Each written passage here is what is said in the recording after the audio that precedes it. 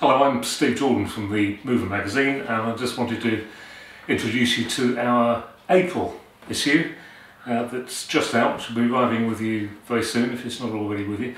You'll notice a couple of changes this time. First of all, we've got a nice new glossy cover so the fingerprints don't stick to it quite so much. And we've also changed the paper inside as well. Now it's a little bit of a work in progress. And I'd be interested from anybody that has an opinion on whether you like the stock that we've used better or not so much as the previous one, because it's we want to try and evolve the magazine not only in terms of the content but also in the way it looks and feels as much as we can. But it is work in progress, and so I'd be interested in your opinions. But you will notice a difference, and it's a bit more glossy and a little bit more upmarket. Hope you like it. Wanted to introduce you to a few of the stories in here this month. Not all of them, of course, because if I did, then there wouldn't be much point in you reading the magazine, and I certainly want you to do that. There's a nice story in here that you might like. Actually, you probably won't like. It's about toilets, or at least the lack of toilets for truckers. Of course, nowadays vehicles are much bigger than they used to be. In the old days, you could pull a truck into virtually anywhere if you needed the loo, but you can't do that anymore because the trucks are too big, and there's a definite lack of facilities for people. Just take a look around any lay-by and you'll see lots of plastic bottles full of very strange looking yellow liquid, and it doesn't take much imagination to know what's in the bottle, and that's why this is a story about that. And the Mover is sort of adding its weight as much as it can to the campaign to try to improve that situation. As our front page story is all about a man that some of you know, Fred Holt. Fred Holt used to run his own family moving business many years ago. He sold it to Pickfords. Is a chap from Newcastle in the UK, and he became the Vice Lord Lieutenant of Tyne and Wear. Now that sounds very grand, and actually it is kind of grand, but his story is all in here. Is an interesting guy. I'm sure you'll enjoy reading that story. What else have we got here? Oh yes,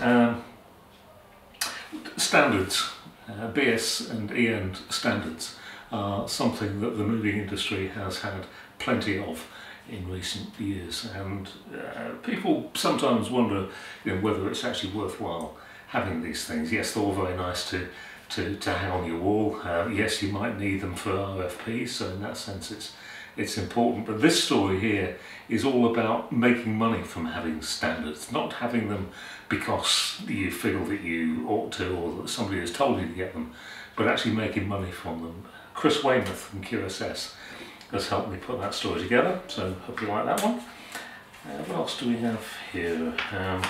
Oh yeah, there's a new manufacturer of storage boxes, and we went along to see him and have a look at these boxes. They're slightly different from the ones that you might be used to. They're not made of plywood, they're made of boards, tundra and grooved boards, and the manufacturer claims that they're much stronger and more versatile than the old style, and for some reason and somehow he's also made them lighter. I'm not quite sure how he's done that, but it's all in the story here. And there's another story that you'll like here. This is somebody that almost everybody would know. This is Ernst Jorg and Marcel Jorg from Packing Pex. We've done a story about them, and there's a super picture of the two of them there. It's about the company and about its development, and how Ernst is taking a little bit of a back seat now, although not too much I suspect, and Marcel's coming forward.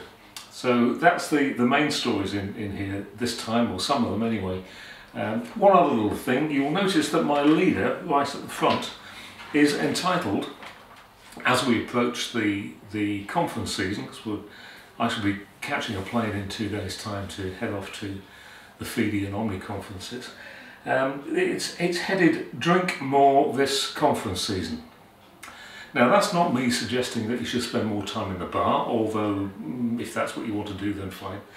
But I have a theory. I have a theory that part of the reason that when we all go to conference, we all come home so tired is not because necessarily we've been working too hard or because we've been spending too long in the bar. It's because we've not drunk enough water.